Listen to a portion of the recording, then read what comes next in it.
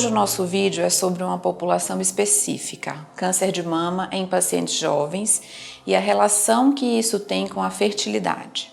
É muito comum as pacientes idosas, mais de 60 anos, pacientes mais de 50 anos, receberem um diagnóstico de câncer e chegarem no consultório e falarem: "Nossa, doutora, mas agora que isso veio aparecer, eu não esperava mais". E na verdade, nós já sabemos que a chance de desenvolver câncer de mama aumenta ao longo dos anos. Então é mais comum e é esperado que a paciente receba um diagnóstico de câncer de mama com a idade mais avançada e não na idade jovem. Nós consideramos as mulheres com menos de 40 anos com o diagnóstico de câncer de mama como mulheres jovens e menos de 35 anos como mulheres muito jovens. E por que essa população de pacientes que desenvolvem câncer de mama estão recebendo uma atenção tão especial agora? Porque nós já sabemos que, apesar de no mundo nós termos em torno de só 5 a 7% de pacientes com diagnóstico de câncer de mama abaixo de 40 anos, nós sabemos que no Brasil essa população é um pouco maior. Em um estudo recentemente publicado,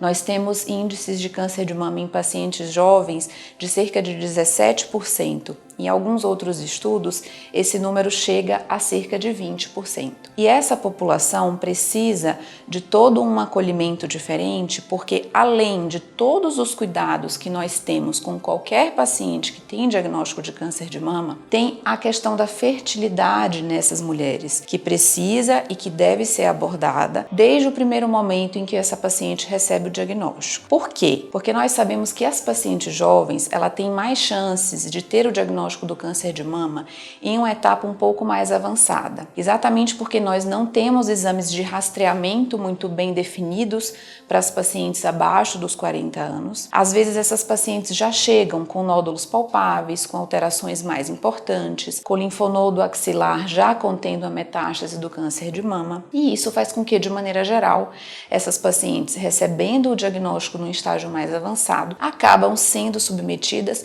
a vários tratamentos diferentes. E geralmente a quimioterapia é uma etapa super importante e é uma aliada muito importante na cura dessas mulheres jovens. E nós sabemos que a quimioterapia tem um efeito direto na fertilidade dessas mulheres, que é a capacidade reprodutiva dessas mulheres. Então, na primeira consulta, nós já falamos sobre todo o diagnóstico e também já abordamos o tema da fertilidade. Então, saber se aquela mulher, se aquela família, né, a mulher e o parceiro tem filhos, se tem filhos, se eles desejam ter outros filhos, ou se é uma mulher que não tem filhos, se isso é um plano, porque às vezes o diagnóstico do câncer vem num momento em que a mulher não tem isso muito bem definido, ou por uma questão de carreira profissional, ou por uma questão pessoal mesmo, a paciente ainda não definiu naquele momento, aos seus 33, 35, 37, 40 anos, se ela já tem a prole constituída, como nós falamos, ou se ela deseja ter outros filhos. E não precisa ser na primeira consulta que isso vai ser definido. Eu sempre falo isso para as pacientes. Eu encaminho essas pacientes para um colega especializado em fertilidade.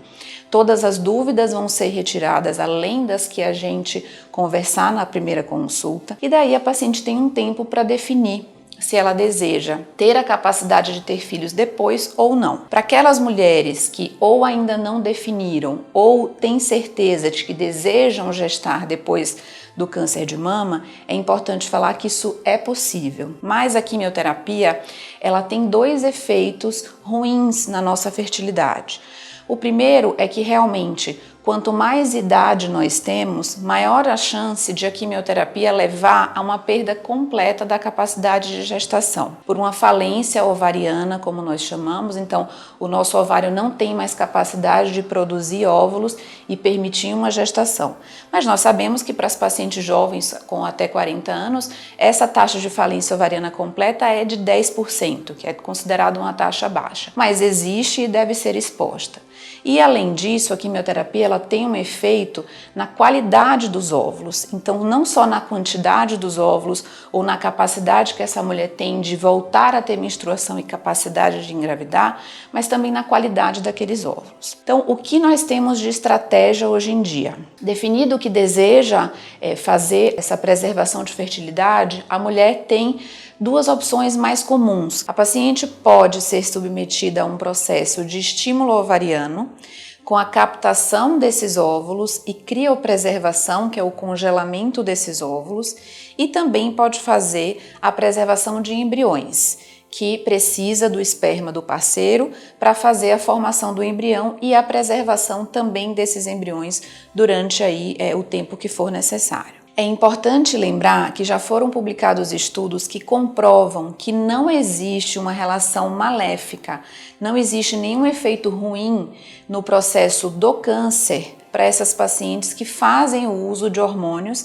que são utilizados durante esse processo de estímulo ovariano. Então, isso é uma prática segura e também depende da quantidade de ciclos que essa mulher precisar fazer. Hoje em dia, nós já sabemos que não precisamos esperar uma etapa específica do ciclo menstrual para fazer a indução desse estímulo ovariano. Isso facilita muito, porque para as pacientes que vão ser submetidas à quimioterapia, o interessante é nós termos um prazo um pouco curto para o início desse tratamento.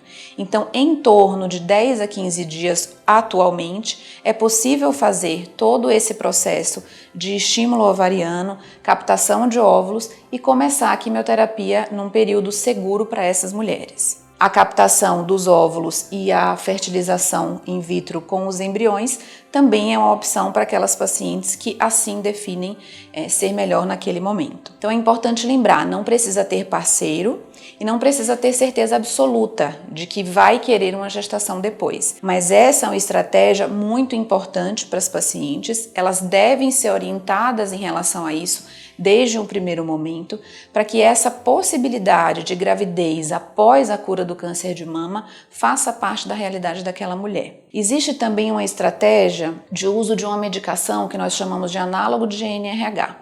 É uma medicação que pode ser utilizada e a maioria dos colegas oncologistas acabam associando essa droga ao tratamento com a quimioterapia, porque ela tem a capacidade de reduzir a vascularização do ovário, então a chegada de sangue, portanto a chegada de quimioterápico também no nosso ovário, e ela também induz o que nós chamamos de menopausa pela inibição a nível cerebral mesmo do ciclo menstrual. Então isso é uma estratégia que os oncologistas também têm usado nas nossas pacientes jovens e que pode ser mais uma função aí das novas medicações para a gente tentar diminuir o dano à nossa fertilidade. Então é muito importante saber que é seguro fazer esse processo de estímulo ovariano, que você deve tirar todas as suas dúvidas em relação ao prazo, às medicações, quais podem ser os efeitos colaterais, porque eles existem assim como para qualquer tratamento. Então existe o efeito colateral, por exemplo, de hiperestímulo, quando a paciente tem um estímulo ovariano além do que é indicado, que pode dar dor abdominal, pode dar a presença de um pouco de líquido na cavidade abdominal. Então tudo isso tem que ser esclarecido, porque faz parte de uma decisão em conjunto. Raramente o oncologista ou o mastologista vai desaconselhar a realização desse processo por conta de uma necessidade de um tratamento muito rápido que não permita esses 15 dias aí em torno de intervalo para fazer a preservação da sua fertilidade. Então discuta, entenda e decida de acordo com as suas expectativas.